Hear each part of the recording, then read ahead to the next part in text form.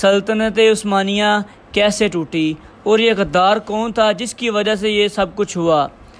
مصطفیٰ کمال اتا ترک کی وجہ سے جب سلطنت عثمانیہ انتہائی کمزور پڑ چکی تھی تو ایک غدار مصطفیٰ کمال اتا ترک نے یہودیوں، امریکہ، روس، برطانیہ وغیرہ کے ساتھ اتحاد کر لیا اور انہوں نے عثمانیہ کے آخری سلطان پر دباؤ ڈالا اور ان کی فیملی، ان کے نوکروں اور ان کے افواج سمیت انہیں ترکی سے نکال دیا۔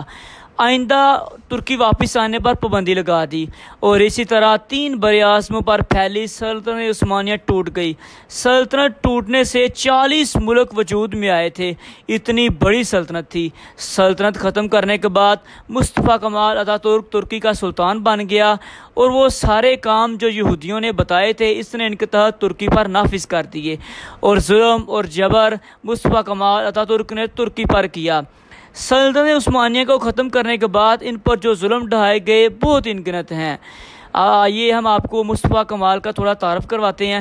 مصطفیٰ کمال کے فاشزم نے ترکی کو بے راہ روی، بے دینی اور آوارگی کا مرکز بنا دیا۔ مصطفیٰ کمال کی مجہول حال شخصیت کو اتا ترک کا لقب ان شرائط کی بنیاد پر ملا تھا جو 3 معاہدے جو سلطنت عثمانیہ کے آخری سلطان سے کروائے گئے تھے، جن کے تحت ترکی پر 100 سال کی پابندی لگا گئی تھی۔ تفصیل یہ ہے: نمبر 1 اسلامی معاشرے کا خاتمہ، نمبر 2 اسلامی قانون کا خاتمہ اور نمبر 3 ترکی معدنی ذخائر نہ نکال سکے گا اور نہ بحری ٹیکس لے سکے گا۔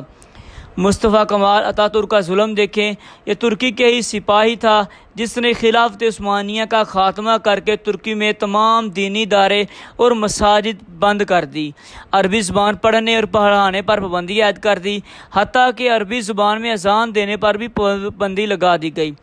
جب وزیر اعظم عدنان مینڈرس نے عربی زبان اور دینی ادارے بحال کیے تو فوج نے تختہ الٹ کر انہیں سر عام تختے پر لٹکا دیا۔ عورتوں کے حجاب پر پابندی کر دی گئی۔ ترکی کی فوج میں تقریباً کئی سال تک نماز پڑھنے پر پابندی عائد رہی اور جو پھر طیب اردگان نے آ کر ہٹا دی۔ مصطفیٰ کمال کے دور میں اتنا جبر تھا کہ 40 سال قبل وہاں تعلیم کے لیے جانے والے ایک ڈاکٹر صاحب نے بتایا وہاں کوئی نماز پڑھتا نظر آ جاتا تو سیکولر حضرات ایکشن میں آ جاتے۔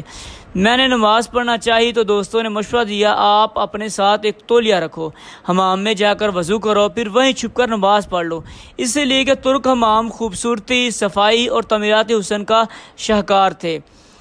اس دور میں اگر کسی شخص کی جیب سے اسلامی سال کی جنتری نکل آتی تو اسے جیل ہو جاتی۔ خلافت عثمانیہ کے دور میں شیخ، خطیب، وائز، عالم، مفتی، قاضی یہ 6 تعلیمی ڈگریاں تھیں۔ مصطفیٰ کمال نے ساری ڈگریاں ختم کر دی۔ اس دور میں لوگوں نے ایمان کی شمع روشن کیے رکھی۔ مسلمانوں نے بظاہر شراب خانے نظر آنے والی جگہوں میں دین پڑھانے کے حلقے جمائے رکھے۔ رات 2 سے صبح 6 بجے تک وہاں قرآن پاک کی کلاس ہوتی۔ ٹرینوں میں کیبن بک کرواتے، ایک اسٹیشن سے دوسرے تک کا ٹکٹ لیتے، دروازہ بند کر کے اس میں پڑھانا جاری رکھتے۔ کھیتوں میں قرآن پاک کی درس گاہیں جماتے۔ دنیا کو اعتدال، نرمی اور محبت کا درس دینے والے ان سیکولر کے جبر سے بچنے کے لیے تہہ خانوں میں قرآن پاک کی کلاسیں ہوتی۔ اور ایک حضرت مولانا شیخ محمود افندی وہاں کے بہت بڑے اور مشہور نقش بندی شیخ ہیں۔ انہوں نے 18 سال تک لوگوں کو بلایا مگر انہیں ایک نوازی بھی نہ ملا۔ 18 سال بعد موسیٰ امجا نامی شخص نے اپنے بچے پڑھانے کے لیے بھیجے۔ انہی شاگردوں میں ایک شاگرد رجب الطیب اردگان تھے جنہوں نے ترکی کو ایک راحت کی سانس دی۔ ابھی ترکی پر 100 سال کی پابندی لگائی گئی تھی۔ اس کے تحت ترکی اپنی مرضی کے مطابق کچھ بھی نہیں کر سکتا تھا، حتیٰ کہ نہ کہ ترکی بحری ٹیکس بھی وصول نہیں کر سکتا اور نہ ہی اپنی زمین سے تیل کے ذخائر نکال سکتا ہے جو کہ ترکی میں بہت بڑی مقدار میں پایا جاتا ہے، اور یہ پابندی 100 سال تک لگائی گئی تھی اور جو کہ 2023 میں ختم ہو جائے گی۔ اس بات کا یہودیوں کو بہت ڈر ہے کیونکہ ان کو پتہ ہے کہ جس طرح سے ترکی رجب طیب اردگان بہادر اور تمام امت مسلمہ کی امید اور آواز بنا ہوا ہے اور ترقی کر رہا ہے اور اپنا سر اٹھا رہا ہے، 2023 میں پابندی ختم ہوگی تو نہ جانے پتہ نہیں ترکی ہمارے ساتھ کیا کرے گا۔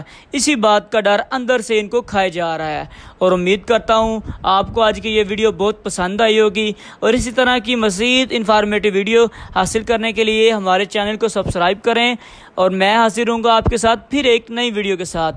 اور آپ نے اگر ابھی تک ہمارا چینل سبسکرائب نہیں کیا تو پلیز اسے سبسکرائب کر لیں۔ اللہ حافظ۔